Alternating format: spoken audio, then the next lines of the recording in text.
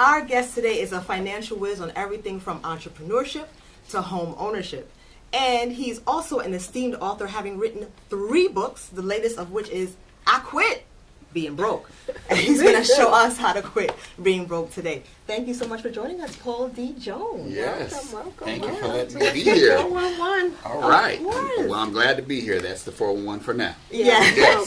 Well, Yep. we just want them to know the 411 on what you got going on. Yes. And so Kizzy's going to start. Yes. So, I mean, you started the book, I Quit Being Broke, and it's dovetailing with actually some seminars you're working with. Think Yes. big while understanding the little. Talk to Yes. us about that.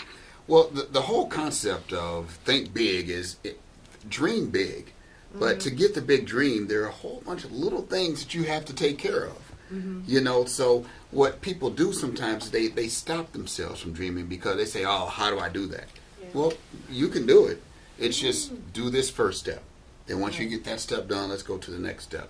And what the Financial Literacy University does, it's a 3 to 4 hour seminar. And it's not just me standing in front of the room talking or lecturing. We have fun. So Right. you're going to Interactive. laugh. We being do broke can things. be funny. Yeah, we can enjoy ourselves, but Right. it's teaching financial literacy, but not just from like a seeming classroom aspect. So a lot of times people will come to one of the workshops and they'll think and they're just coming in, and the next thing you know, I got them up and dancing and they're got them thinking bigger, and then they're like, Right. wow. But that's what causes people to retain information. Right. When So it's fun. when it's fun, so it's like, you know what, life should be fun. Yeah. It should be is profitable, fun. and it should be exciting. Right. So that's the only thing I can bring is fun, profits, and excitement. Well, that's So- good. Let me rub you a little bit. Rub on, there you go. All right. No, but I mean, one of the things that you go into in the seminar, you also talk Yeah. about real estate as well. Now Yes. that the market's kind of turning around, how can somebody break into that if they want Well, to do it? the way I talk about real estate is not from the standpoint of the way people think. I look at it as you becoming the bank. Well, when you really want to buy a home, where do you go? To the bank. Uh-huh. Right. So you got all these people out here renting, and people are saying, oh, the market's good, the market's bad. Well, when the market's good, somebody's paying rent. Yeah. When the market's bad, somebody's paying rent. Right. Well, you know what? Then the market's always good because somebody always needs to pay rent. That's a really Now, mind in shift right there. certain places in the country, like where I grew up in Rockford, Illinois, and Beloit, Wisconsin, you can get a 3-bedroom home for $40,000 or $50,000 or $60,000. People are like, what? Yeah. Right. Well, you got people driving $40,000, $50,000, and $60,000. That's a depreciation. Right. So, Wow. if you got a husband and a wife team, or young folks, you're getting with the girl guy, and you get with the female, you go make it work out. You're saying, okay, honey, we're gonna have a future together. Well, what I'm saying is now let's plan it.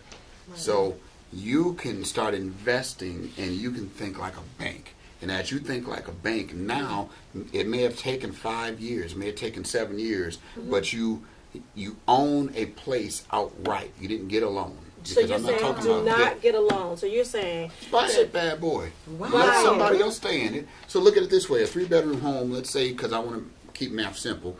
Let's just say that's $800 a month. Well, that's $10,000 a year. $10,000 a year times 4 years or 5 years. That's $40,000 to $50,000. You made all of your money back. Right. But Right. where can you take $50,000 and put it in the bank never and make no $10,000 a year? Never 1%. happen. That's can't. not going to happen. You But- can't. But it's the steps. It's You the know, steps. it's someone says buy over rent. A rental, you can just get a I don't know, you could just get a little down payment. It really is a down payment It is. for a security deposit. Yeah, first and last Right, month's first rent. and last yeah. month rent and all that Yeah. stuff. So it's just delayed gratification. It's But- planning. But we live in a microwave world, and Yes. everybody wants everything fast. So what do you suggest? How do you? Well, we have to understand when we say we want everything fast, and we do understand that we live in a microwave world and a microwave society. However, let's look at it this way: if you're a 45-year-old, think back to when you were 20. So that means you have been working for the last 25 years. Now that also means you have another 25 more years to go to work. True. Did you really want to be working that hard where you have to work? That's the difference. Right. Right. Do it because you love to. Do it because you want to. But when the boss man acts up or boss lady acts up, you can say, you know what? You thought I was working for you all these years, but you was actually working for me. Oh wow. Right, Okay. right. Wow. Because think about Wow. this: when you actually Perspective. schedule for success, you actually create a life plan. You say, you know what, this is a life that I want, and I'm gonna stick to this budget. So a lot of times, people have called me and said, you know what, Brother Paulie, I need some money. I need to do this and that, and I'll tell them it's not in my budget. I'm not saying I don't have the money. I'm not gonna tell them a lie. I'm like, no, that's not in my budget because I already pre-planned my budget so that I can hit this certain level by a certain time in life. Now, if you take off that plan, you throw my budget off. That's an interesting way of saying no. Wait, 'cause a so lot of don't people call know how to me say for no. any money because it's out of my It's budget. not in my budget. Your bad planning wasn't in my budget. You know, so now I understand. I'm a big giver, so someone could look up and see I do that. But my whole point is, if you look and you see that, wow, a growth fund, you're working at the job. Think about this: gross and net. Your check is net, but we're not utilizing the tax deferred situations that we can use. So when you put your money in a growth fund, that comes off of the gross.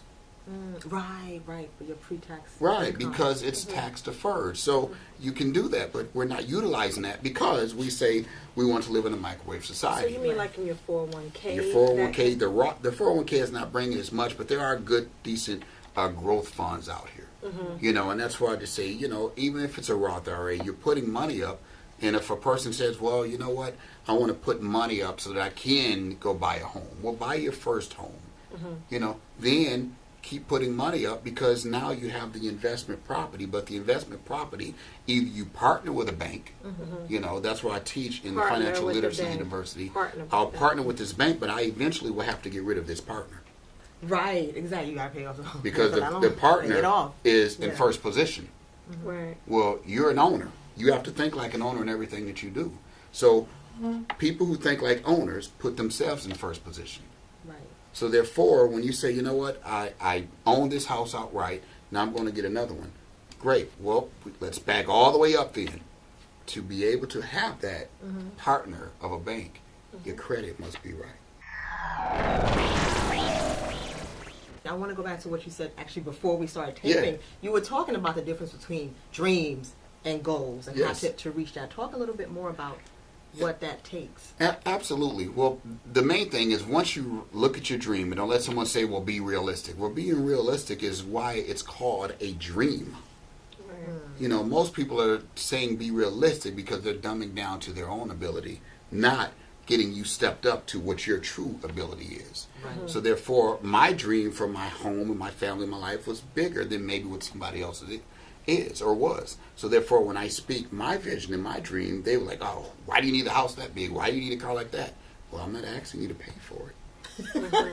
Right. So But what stop I being- am going to do is I'm going to put a plan together, Right. and I'm going to start working these plans. So therefore, in the beginning, me and my wife were working 8, 10, 12-hour days, combined, working. We took the money, and we did what we had to do from there. But most people cap themselves at 7 or 8 hours. And they say, I did my 8 hours. I'm like, well, who told you to stop at 8 hours? Right. See, what you do from 9 to 5, that may be your employer's or your overseer's time. Wow. You said overseer. All right. But what you do from 5 to 9, that's Right. your time. That's what gets you free. That's what puts you into a position to do better in life. Right. So we have to be able to say, you know what, I do have a dream. I have a certain way that I want my life to be, and I'm going to do the necessary things. And if you make a mistake, you will make a mistake. Don't get down on yourself. Get back up and keep on going. So that's what all the books were from. Yes. Is that I've been there and done that. Yes. And speaking of books, there's 3 books. Yes, there we go. Right. Do you do financial personal coaching? Yes. Because it seems like this you can take people to From here to here. insurmountable The levels. key is, Like, it's just for me, changing I tell perspective. people and I reveal it. I'm an entrepreneur by heart. I'm an entrepreneur by trade. I'm a business owner. I have a passion. I'm a serial entrepreneur. But I love people. But what about direct marketing? Because I know a lot of people Mm-hmm. get into entrepreneurship through direct marketing. What do you think about that? My first $1 million was made in direct marketing. Really? What? That's Get what out. No. freed me. Seriously? Yes. I always Oh, Yeah. wow. So Wow, I'm surprised I to am hear only that. here. I am the product of what punk people said wouldn't work. I look at them like, well, what Worked did for you me. do? You know, Really? net worth, and why we now have our company JMG Net Worth, or net worth in general. People need to focus on the net worth. Having a high income is one thing, but it's how you retain it to create a net worth. Direct sales helps you do that because you can afford it, you can do it. All you have to do is stick to it and not let people deter you from it. That is Oh, amazing. wow. That is I'm amazing. so surprised that So- you said that. Wow. And so am I. I'm like shocked. But I mean, where can people find out you're going on tour with the book? You also have your Financial Yes. Literacy University. Yes. Where can they find more information? They can go to pauldjones.com. That's my full name, pauldjones.com. And on there, they can click the Twitter link, the Instagrams, facebook.com/I quit being broke. I quit being broke. Yep. Yes, I do. So they can Thank do you. that and just stay in touch with me. And we want to help and serve everybody, as many people as we can who really, truly want a better life. I'll do my part as much as I can. We would totally love for you to come back. Yes. Like a check-in, maybe a final financial check-in or financial check-up or something Yeah, like yeah. that. You let me know. I'm coming. Yeah, Okay. yes. What's the 411?